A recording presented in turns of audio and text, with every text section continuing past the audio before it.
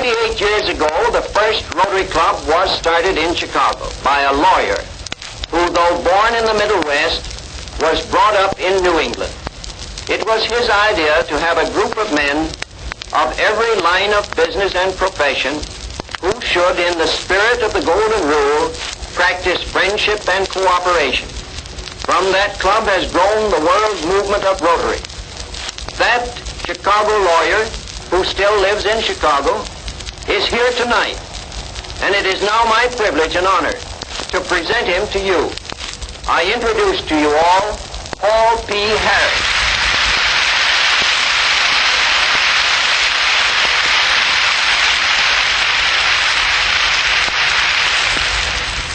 Friends of the air, it is a real privilege to address you. We are gathered together in Boston from almost every civilized country of the world. We come from the British Isles, China, Japan, European and South American countries, Australia, New Zealand, and many others. More than 40 nations are represented, and some of the delegates will have circled the globe on their return to their native country. It is a most inspiring occasion. In the presence of this gathering, my mind very naturally reverts to the first meeting which was held in Chicago 28 years ago. 4 of us were in attendance. Mighty oaks from little acorns grow. Perhaps there are 2 features of Rotary which more than any other challenge the attention of those who are not Rotarians.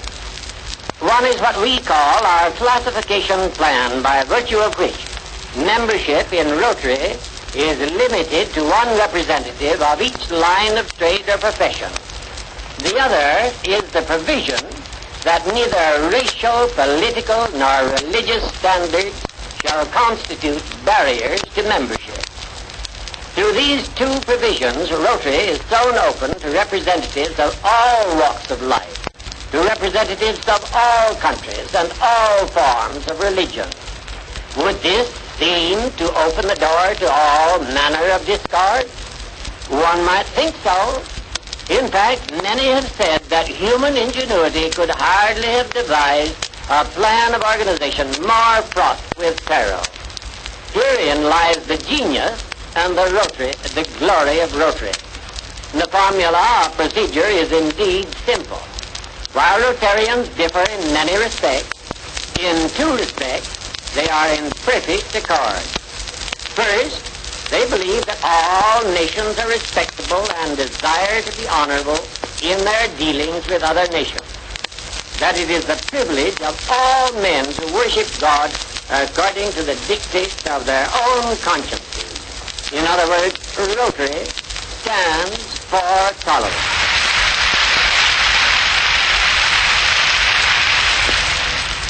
Second, they believe that all honorable vocations are entitled to recognition if they are used in the service of society.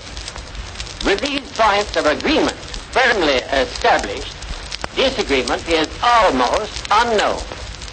Rotary emphasizes the points of agreement and avoids controversial issues. Rotary thus becomes the common denominator, the sanctuary to which all are welcome. Is there any valid reason why Catholic and Protestant, Jew and Gentile should not enjoy friendly intercourse? Well, it is done in Rotary. Catholic priests, Jewish rabbis, and Protestant ministers sit side by side in happy fellowship at Rotary Club meetings. If your travels take you to India, there you may see Mohammedans, Hindus, and Christians breaking bread together. Is this not as it should be? Remember the words, peace on earth, goodwill toward all men. To put it briefly, Rotary is trying to make the words of Robert Burns come true. You'll remember then, the time will come for all that, when man to man shall brother be for all that. Those outside the membership frequently ask the question, how did it come about? That's a hard question to answer. One answer would be that Rotary's popular appeal is due to the fact that in Rotary, men are encouraged to be natural, just to be themselves. In this world where artificiality so abounds, it is refreshing to meet with groups who are not worshippers of cold, meaningless formalities. There's a bit of the boy in every man, and friendly, natural intercourse is the best way to bring it out. I wish that it might be your privilege, as it is mine tonight, to look in on this happy throng of big, strong men from Occident and Orient, from the frozen north and from down beneath the equator. Many of them have their wives with them. The faces of all are radiant with smiles as they clasp each other's hands.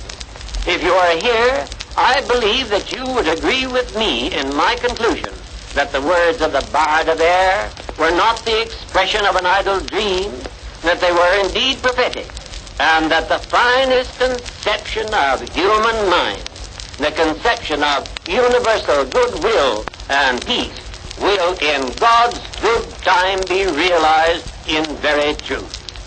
Rotary, in the final analysis, is a way of life, a good, natural, wholesome, friendly way of life. The world is full of potential Rotarians who are not Rotarians in fact. Many of them are listening to me now. If you have the love of your fellow men in your heart, my friends, you are potential Rotarians.